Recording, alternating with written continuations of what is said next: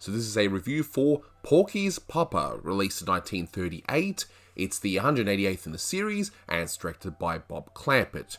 You can find this on the Porky Pig 101 DVD set. It's also been restored in HD for HBO Max. And on this farm he has a cow, E-I-E-I-O. With a little calf here and a little calf there, here a calf, there a calf, everywhere a calf, calf. Porky's Poppa has a farm, E-I-E-I-O. And on this farm he has a little calf here and a little calf there, here a calf, there a calf, everywhere a calf, calf. So after we hear the craziest Old McDonald rendition you probably ever heard, we find out that Porky and his Poppa are actually having trouble over at the farm. So they get a mechanical cow, because their actual cow has a hoof-in-mouth disease, and we see some crazy things happen with the mechanical cow.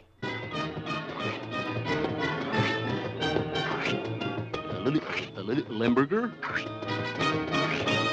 and even a Swiss cheese.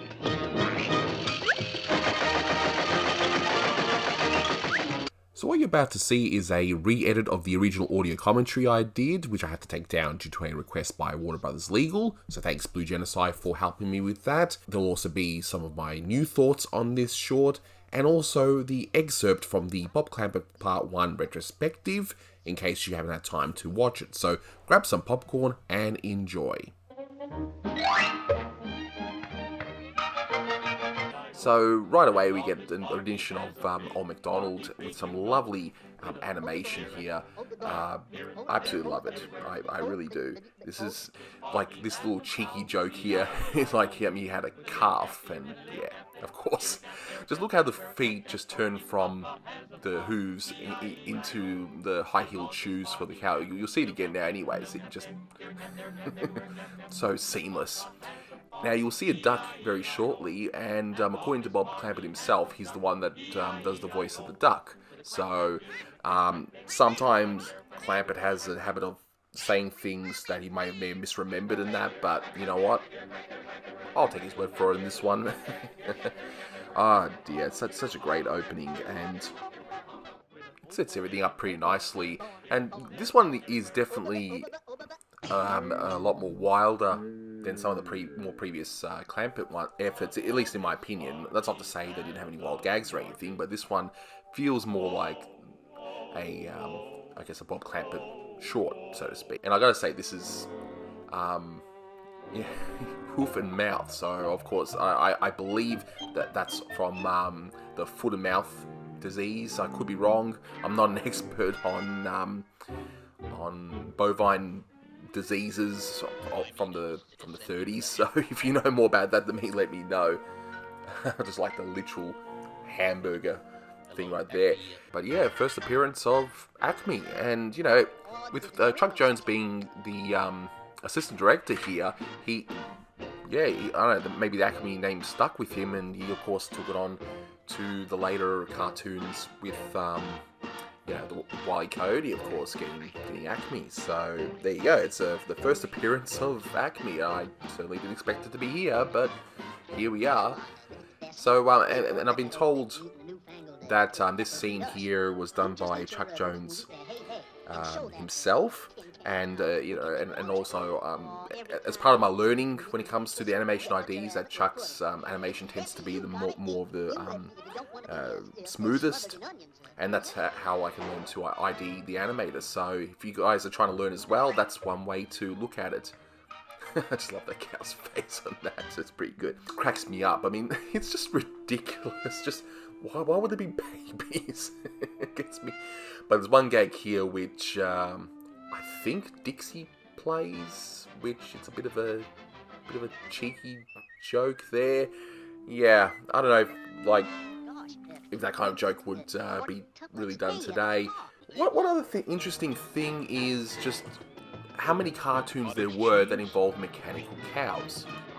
And by pure coincidence, and I kid you not, a day or two before I watched this cartoon, fellow YouTuber Blue Genocide, and I'm going to link his channel below because I think he needs a lot of love. He actually does commentaries like me on a few cartoons, just not in order, so he does it differently, which is great. We get a nice variety of voices out there giving their opinions on these cartoons. But anyway, he mentioned, that just about every studio had a mechanical cow short. You know, there's like a Terry Toon one literally called the Mechanical Cow. There was an Oswald one, there's a Mickey one.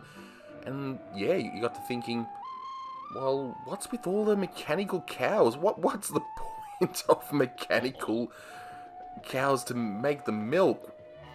You know, it just defies logic. But with Chuck Jones now having this as being Bob Clampett's last short, having Chuck Jones as the assistant director, yeah, it'll be interesting to see now how Clampett actually tracks for the next few cartoons without having Chuck Jones there, because some have said that, you know, they could be wrong, I could be wrong, and whatnot, but Jones somewhat grounded Clampett in a lot of these, so yeah, it'd be definitely interesting to see.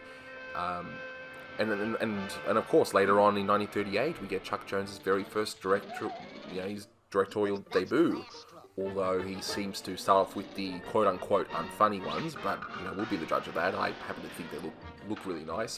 So since that commentary, of course, I've watched many more cartoons, and yeah, I definitely noticed that as soon as Chuck was not the assistant director anymore, Clampett became more wilder, and of course, when Chuck took over Frank Tashlon's unit, his stuff was more, I guess, Disney-esque, if you want to call it that.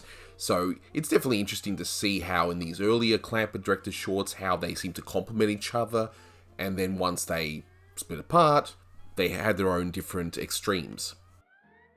One weird little detail I noticed when watching this is have a look at the Poppa's nose. It just looks a bit weird on the side. I don't know. There's just something about it that just doesn't look quite right. But anyway, it's not a big deal or anything, but it just looked very weird.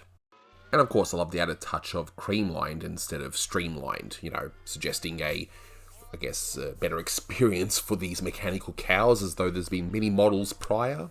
So here's something I missed before. That little post in the back, Bull Montana. I figured that's got to mean something, right? I mean, this is Clampett we're talking about here. And sure enough, there was a professional wrestler named Bull Montana. So that's where that comes from. And so I guess this cow is a professional wrestling fan. Now that Swiss cheese gag, looking at it more closely, it's even funnier than I remembered it, because you not only have an Edward G. Robertson type character in a Swiss uniform as a cuckoo clock of some sort, but then to top it all off, you got the cheese actually yodeling. So weird.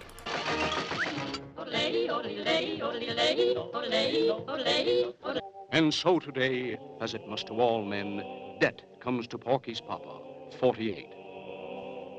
So in the 30s, there was a radio show called The March of Time, and it would headline someone famous saying, you know, and so today, as it must to all men, death came to name, age, whatever.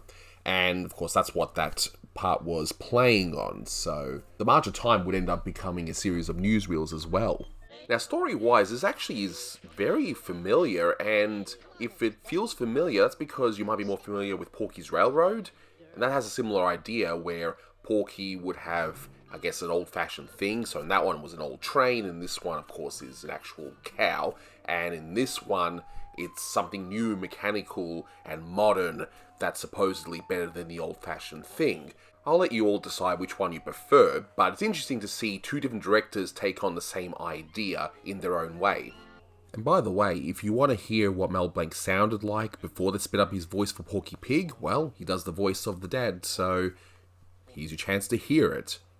Ruination, worry, taxes, mortgage, woe is me, no milk, no money. And now here is an excerpt from the Clampett Part 1 Retrospective. Porky's Poppa, it does the whole thing with the mechanical cows, like, that seem to be around a lot of that time with a lot of the studios. Like, why they're literal cows, I don't know.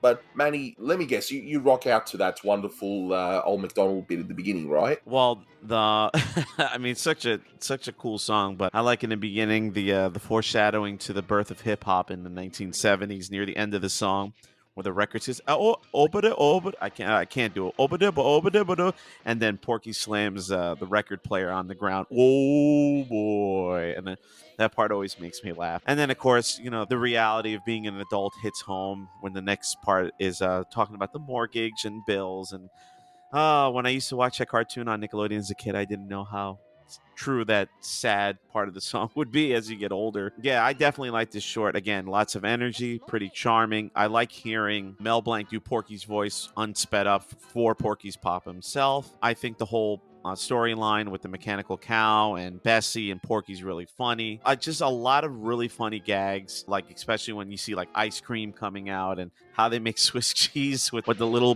cuckoo bird using a Tommy gun to make the holes, and then the holes start they So start that's not how they singing. make it? I thought, No, isn't that... well, apparently I found out the real way it was done, and I still prefer the little bird shooting it. But I think that's more authentic Swiss cheese, so, I prefer that kind. yeah, one other thing too that I always thought was strange was for some reason the ending always looked strange when Porky's Papa announces the winner and then realizes Bessie in disguise. But it looked like they took the footage from the redrawn version and just turned it into black and white, and it wasn't until we got either the Golden Collection or Porky Pig 101 that you saw the original animation for that. And for years I thought, why does this ending look so horribly drawn compared to the rest of the cartoon? Like, why? That's For curious. sure. Yeah, it's a bit weird, but it actually looks in like in decent shape on Porky 101 at least, which, I still maintain despite its flaws, it's still a great set. So what would I rate this one? Look, I think this one's a very solid one, a nice little gem in fact, so I'm giving this one 8 out of 10. I mean, you've got the wonderful pairing of Chuck Jones and Bob Clampett complementing each other, sadly for the last time here, but nonetheless, it's here. It's got the best rendition of Old McDonald you'll ever see in any cartoon, hands down, and it's got some crazy gags, great animation, and it actually has a proper story, so yeah, 8 out of 10. So that'll do it for this one. Thank you so much for watching, and until next time, take care.